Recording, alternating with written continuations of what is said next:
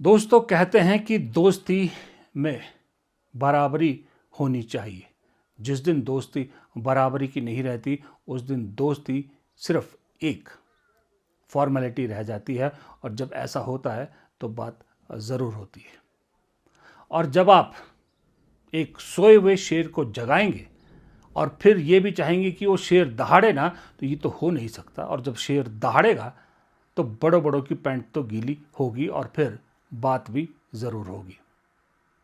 और साथ ही ये भी तय है कि पॉलिटिक्स में नेताओं से ज़्यादा कार्यकर्ता इंपॉर्टेंट होते हैं, और कार्यकर्ता अगर एक बार उठ जाए तो नेता उठे ना उठे पार्टी ज़रूर उठती है।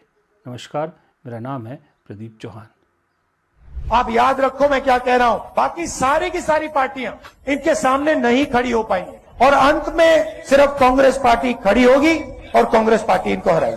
डरो मत, आपके साथ कांग्रेस पार्टी खड़ी है। मिलकर हिंदुस्तान के लिए हमें लड़ना है। बिना डरे, किसी से नहीं डरना आपको। कांग्रेस पार्टी का ये जो हाथ है ये आपकी रक्षा करेगा। जब आरएसएस आपको मारेगी, दबाएगी, काटेगी, ये हाथ आपकी रक्षा करेगा, ये लोग आपकी रक्षा करेंगे। कांग्रेस पार्टी का काम हमारे जो इंस्टीट्यूशंस हैं उनकी रक्षा करने का है। ये हमारा काम है। ये कोई रीजनल पार्टी नहीं करेगी, बीजेपी नहीं करेगी, आरएसएस नहीं करेगी, कांग्रेस पार्टी ही करेगी। एक साथ मिलकर बीजेपी और आरएसएस के संगठन को और उनकी विचारधारा को हरा कर दिखाएं। बाकी नेता डरते होंगे, मैं नहीं डरता इससे, नरेंद्र मोदी से।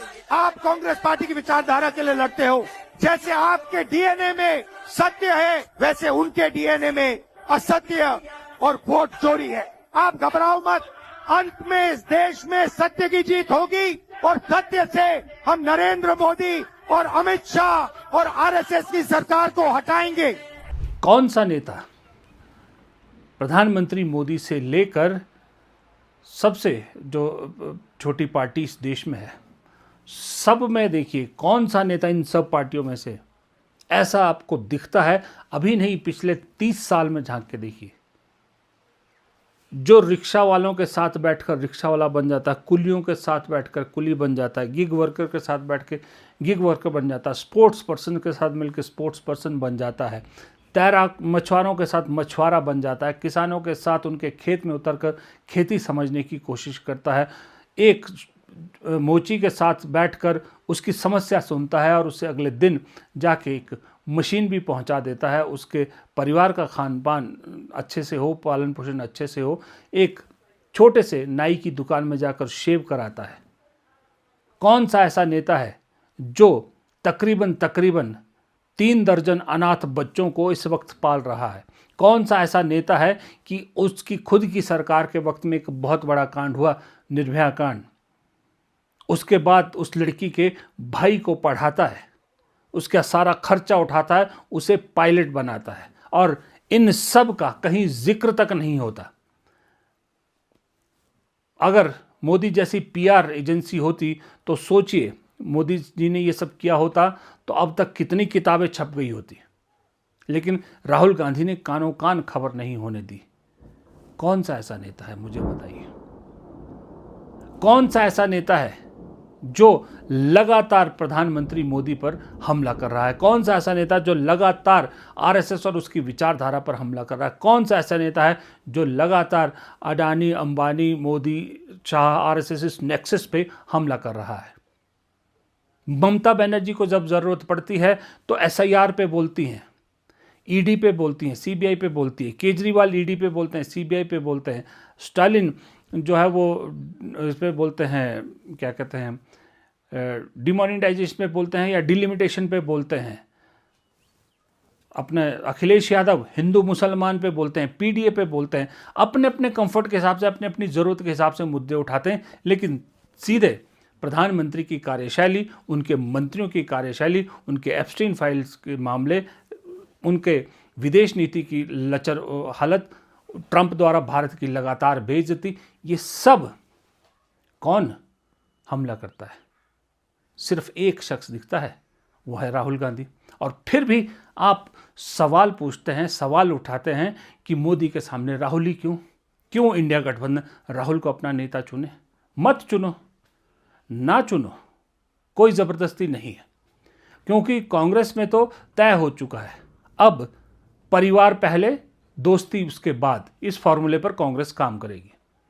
अगर आपको दोस्ती करनी है हमारे साथ, मोस्ट वेलकम है। दोस्ती बराबर से होगी, हाथ दोनों की तरफ बराबर से मिलाया जाएगा। ऐसी दोस्ती नहीं होगी कि कांग्रेस को कहो तुम दोस्त हो, तुम झुको, हम तुम्हारी पीठ पे चढ़ के सत्ता हासिल करेंगे। ये अब कांग्रेस नहीं करेगी। कांग्रेस ने तय कर लिया है, एक कहावत है ना, दोस्ती पक्की खर्चा अपना अपना, ये भी फॉर्मूला कांग्रेस अपना रही है। अखिलेश यादव 25 से 30 सीटें ज़्यादा से ज़्यादा उत्तर प्रदेश में दे देंगे, और अभी भी कह रहे हैं कि कांग्रेस को बड़ा दिल दिखाना होगा। कांग्रेस कह रही है हमने तो बड़ा दिल दिखा दिया था लोकसभा में, तुम भी तो अपने दिल को बड़ा करो। अब वो कांग्रेस नहीं है कि 25 सीट पे मान जाए। कोई बात नहीं, क्या होगा, कांग्रेस अकेले लड़ लेगी। 25 सीट से लड़ने की बजाय 25 सीट जीतने लड़ने के बावजूद भी अगर कांग्रेस को 5-10 सीट ही आनी है, 15 सीट आनी है, तो फिर क्यों ना अकेले लड़ा जाए, तब भी उतनी सीटें आनी है। लेकिन कम से कम पूरे उत्तर प्रदेश में कांग्रेस का कैडर तो खड़ा हो जाएगा। पश्चिम बंगाल में क्या हुआ है, पश्चिम बंगाल में 2 सीट आई है ना टोटल, लेकिन पश्चिम बंगाल में कोई मुझे बता रहा था कि 85 से लेकर 90% इलाकों में कांग्रेस का कैडर एक्टिव हो गया है। अगले चुनाव में कांग्रेस आपको वहाँ पर बीजेपी के सामने सबसे बड़ी फोर्स नज़र आएगी, क्योंकि टीएमसी को तो खुद बीजेपी ने निपटा दिया है। टीएमसी के पास एक ही चारा है। अभी भी लोग ममता बनर्जी को आइडिया दे रहे हैं कि मर्ज कर लो, कांग्रेस से मर्ज कर लो, यही है बचाने का सहारा, लेकिन वो भी नहीं मान रही, अलग बात है। लेकिन पश्चिम बंगाल में कांग्रेस को अगर फ़ायदा हो सकता है, तो उत्तर प्रदेश में तो बहुत सारे रिश्ते हैं उत्तर प्रदेश से। राहुल गांधी वहाँ से सांसद हैं, राहुल गांधी के परिवार का उत्तर प्रदेश से पुराना नाता रहा है। उत्तर प्रदेश में चुनाव लड़ा भी है, प्रियंका गांधी ने भी खूब लड़ा है, राहुल गांधी ने खूब लड़ा है।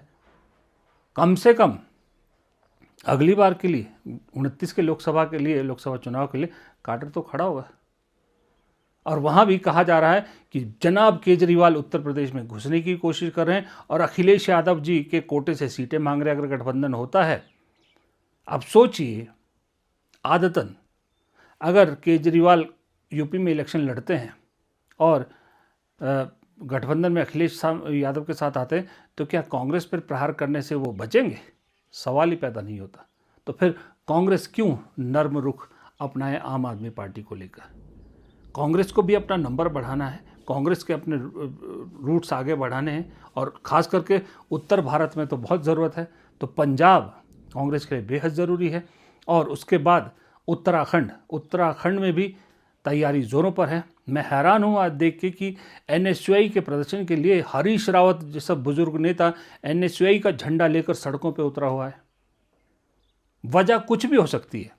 वजह कोई कहेंगे कि हरीश रावत को फिर उम्मीद है कि मुझे कुछ मिल जाएगा, या हरीश रावत रिटायर नहीं होना चाहते। वजह कुछ भी हो सकती है, लेकिन हरीश रावत मजबूर तो हुए ना कि एनएसयूआई का झंडा लेकर सड़क पर उतर रहे हैं। तो सोचिए हरीश रावत जैसे कितने नेता और हैं, कोई जो मजबूरी में बाहर निकल रहे हैं, कोई खुश होकर बाहर निकल रहे हैं, क्योंकि उन्हें भी उत्तराखंड में बहुत उम्मीद अब दिख रही है कि कांग्रेस उत्तराखंड की सत्ता वापस हासिल कर सकती है बीजेपी से।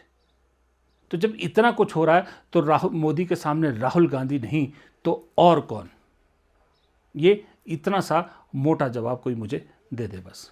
दोस्तों, कल जब इंडिया गठबंधन की बैठक हुई 2 साल बाद, तो उस बैठक में हर नेता ने अपने अपने पॉइंट ऑफ व्यू रखे। तो राहुल गांधी ने भी एक बात पर खास करके जोर दिया, जो उन्होंने और बातें भी की, लेकिन एक बात पर उन्होंने खास जोर दिया। उन्होंने कहा कि जब भी किसी राज्य के विधानसभा चुनाव हो और जहां पर इंडिया गठबंधन के 2 पार्टनर एक दूसरे के खिलाफ लड़ रहे हों, तो वहां इंडिया गठबंधन के पार्टनर्स को इस चीज़ का ध्यान रखना होगा कि एक दूसरे पर वार करते हुए संयम बरते, एक दूसरे के खिलाफ बोलते वक्त थोड़ा सा धैर्य रखें। और ये फॉर्मूला उन पर भी लागू होना चाहिए जो कभी इंडिया गठबंधन के सहयोगी थे या कभी हो सकते हैं और जो बीजेपी के खिलाफ लड़ रहे हैं। ये राहुल गांधी ने इस बात पर जोर दिया।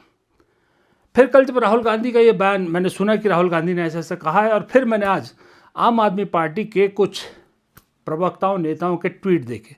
उसमें से एक प्रवक्ता ने लिखा था कि जिस पार्टी को 20 राज्यों की जनता ने रिजेक्ट कर दिया, ध्यान से सुनिएगा, कि जिस पार्टी को 20 राज्यों की जनता ने रिजेक्ट कर दिया, उसका नेता प्रधानमंत्री पद पर अपना हक समझता है। ये आम आदमी पार्टी की तरफ से है। एक तरफ राहुल गांधी कह रहे हैं कि अगर बीजेपी से लड़ना है, रीजनल पार्टीज को अपने आप को बचाना है, तो बेशक हमें एक दूसरे के खिलाफ लड़ें, लेकिन संयम बरतें। दूसरी तरफ आम आदमी पार्टी के प्रवक्ता राहुल गांधी के बारे में ऐसी छींटाकशी कर रहे हैं। तो आप बताइए, 20 राज्यों की जनता ने कांग्रेस को रिजेक्ट कर दिया, कह रहे हैं आम आदमी पार्टी के प्रवक्ता। लेकिन ये इतना भूल गए कि खुद को तो एक दिल्ली की जनता ने रिजेक्ट कर दिया तो ही सर्वाइवल के लाले पड़ गए। पंजाब एक आखिरी सहारा है, वो गया तो पार्टी खत्म। लेकिन जिस पार्टी या जिस नेता पर तुम 20 राज्यों द्वारा रिजेक्ट करने का आरोप लगा रहे हैं, उसकी आज 7 जगहों पर सरकार है। कहीं पर अपने दम पर तो कहीं अपने सहयोग, 4 अपने दम पर और 3 जगह सहयोगियों के दम पर अपनी सरकार है। आज भी 22-23% वोट है। आज भी असम में बेशक हार गए, लेकिन 38% वोट के आसपास लिया है। आज भी हर राज्य में प्रेजेंस है। हर राज्य में मेरे ख्याल से शायद 20 राज्यों में नंबर 2 यानी मेन अपोजिशन पार्टी कांग्रेस है। उस पार्टी को आप के नेता को कह रहे हैं कि आईना दिखाने की कोशिश करें कि अपनी हक समझता है, बपौती समझता है प्रधानमंत्री पद पर दावेदारी को। तो क्या अरविंद केजरीवाल की दावेदारी है, जिसके हाथ में 3 लोकसभा एमपी और 3 राज्यसभा एमपी है, वो प्रधानमंत्री का दावेदार हो सकता है? जिसकी एक सरकार है, वो गई और वो जानी है। उसके बाद जो शाही घरों में रहने की आदत पड़ गई है ना, उसके भी लाले पड़ जाएंगे, क्योंकि छोटे फ्लैट में रहने की आदत नहीं पड़ी है। मुख्यमंत्री नहीं रहे तो अपने सांसदों के घरों में रहने लगे हैं। तो अब ऐसे में फिर वही बात है ना कि आ बैल मुझे मार करोगे, तो फिर वो हो गई। पंजाब में आम आदमी पार्टी के सत्ता में लौटने की सिर्फ और सिर्फ एक ही कुंजी है, सिर्फ एक ही पॉसिबिलिटी है, जो 10 महीने बाद या 8 महीने बाद चुनाव होने हैं। वो कुंजी है कि अगर कांग्रेस आपस में लड़ती रहे, कांग्रेस गुटबाजी में बढ़ती रहे, तो आम आदमी पार्टी वापस सत्ता में लौट सकती है। अगर कांग्रेस ने केरल की तरह कहीं एकजुटता दिखा दी, तो आम आदमी पार्टी का पंजाब की सत्ता से बाहर जाना लगभग तय है।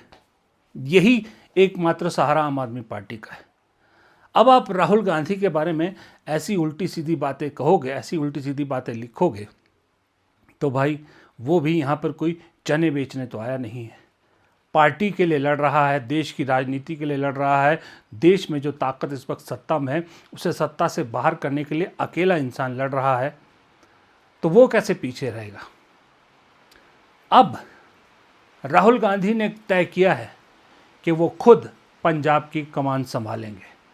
पंजाब में जो गुटबाजी की खबरें रोज़ आ रही हैं कांग्रेस के अंदर से, चेतावनी राहुल गांधी कुछ महीने पहले दे चुके थे, उस पर थोड़ा अमल हुआ, बाकी है। तो अब राहुल गांधी अपने हाथ में उसकी कमान संभाल रहे हैं। और राहुल गांधी का पंजाब में जाना, समझिए कि केजरीवाल के ऊपर राहु की दशा शुरू हो जाना। इसीलिए मैंने लिखा कि केजरीवाल के राहु बनने जा रहे हैं राहुल गांधी। राहुल गांधी ने सिर्फ एक ठाना है कि जिस तरह से केरल में 4-5 फैक्शन में बटी हुई कांग्रेस को एकजुट किया और ऐतिहासिक जीत दर्ज की, उसी तरह से पंजाब में कुछ नहीं करना है ज़्यादा उनको, सिर्फ अलग अलग गुटों में जो बटी हुई कांग्रेस दिख रही है उसको एक साथ लाना है। और इसके लिए 1 या 2 दिन में एक स्पेशल यात्रा राहुल गांधी निकाल रहे हैं। स्पेशल बस यात्रा है जिसमें पंजाब कांग्रेस का हर बड़ा नेता शामिल होगा और ये पूरी यात्रा पंजाब के 117 विधानसभा क्षेत्रों में होकर गुजरेगी। 100% 2-3 ਦਿਨਾਂ ਨੂੰ ਤੁਹਾਨੂੰ ਸਾਰੇ ਪੰਜਾਬ ਕਾਂਗਰਸ ਦੇ ਲੀਡਰ ਚੰਨੀ ਸਾਹਿਬ ਤੋਂ ਲੈ ਕੇ ਬਾਜਵਾ ਤੋਂ ਲੈ ਕੇ ਰੰਧਾਵਾ ਸਾਹਿਬ ਤੋਂ ਲੈ ਕੇ ਰਾਣਾ ਗੁਰਜੀਤ ਤੋਂ ਲੈ ਕੇ ਸਾਰੇ ਇੱਕ ਗੱਡੀ 'ਚ ਵਿਖਾਂਗੇ ਤੇ ਤੁਹਾਡੇ ਜ਼ਿਲ੍ਹੇ ਜਾ ਕੇ ਤੁਹਾਡੇ ਨਾਲ ਗੱਲਬਾਤ ਕਰਕੇ ਜਾਵਾਂਗੇ। ਮੇਰੇ ਨਾਲ ਉਹ ਸਾਰੇ ਕਾਬਲ ਹੈ। ਤੁਸੀਂ ਕਹਿੰਦਾ ਮੁੱਖ ਮੰਤਰੀ ਦੇ ਗਾਹਕ ਹੋ, ਇਹ ਤਾਂ ਤੁਸੀਂ ਜਮਾਂ ਹੀ ਉਲਟ ਗਈ 4 ਵਾਰੀ मैं जित गया, MP MLA मंत्री प्रधान। इदू बाद कांग्रेस पार्टी टिकट भी कट दे पावे तां भी कांग्रेस का ही झंडा रहना है। 117 विधानसभाओं से जितने गुट हैं, राजा वड़िंग, चन्नी, बाजवा, राणा गुरजीत, रंधावा, ये 5 बड़े नेता हैं कांग्रेस के पंजाब में, और फिर विजयेंद्र सिंगला जो राहुल गांधी के खासम खास है। ये 6 चेहरे एक साथ एक बस पे या एक गाड़ी में जब पंजाब भर में घूमेंगे तो क्या ये मैसेज नहीं जाएगा कि ये तो एकजुट हैं सबके सब, कांग्रेस इकट्ठी है। सब अपने मुंह से ये कहते दिखेंगे आपको कि हम मुख्यमंत्री पद के दावेदार नहीं हैं, जिसे पार्टी हाईकमान या विधायक चुनेंगे वो मुख्यमंत्री का दावेदार होगा।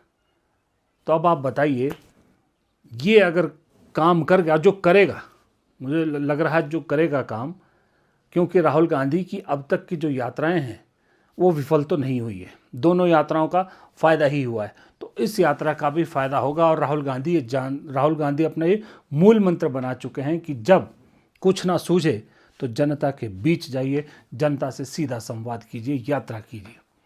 अब ये यात्रा पंजाब में आम आदमी पार्टी सरकार की अंतिम यात्रा भी हो सकती है। फिर मैं पूछना चाहूँगा अरविंद केजरीवाल से, आम आदमी पार्टी के उन प्रवक्ताओं से, अब बताइए कि जिस पार्टी को सिर्फ राष्ट्रीय पार्टी का दर्जा मिलने से इतना मुगालता हो गया था कि हम ही हैं, हमारे आगे कुछ नहीं है, बाकी सब पानी कम है, और अपने आका के खिलाफ ही जाने लगे थे, उस आका ने दिल्ली में सिमटाया, और जिसे आप तुच्छ समझते थे वो आपको पंजाब में सिमटाएगा। गुजरात में मुंह नहीं लगा रहा कोई आपको, मुंह गोवा में भी मारा था, वहाँ भी कुछ नहीं मिल रहा, वहाँ कांग्रेस से गुहार लगा रहे हैं गोवा की यूनिट वाले कि आप लीड कीजिए, हमें विपक्ष को एक साथ लेके चलिए। तब आम आदमी पार्टी का क्या हाल होगा? तब आम आदमी पार्टी ढूंढे नहीं मिलेगी, क्योंकि आज की डेट में सही में बताऊं, विपक्ष के नाम पे अकेली कांग्रेस बची है और रीजनल पार्टी के नाम पे सिर्फ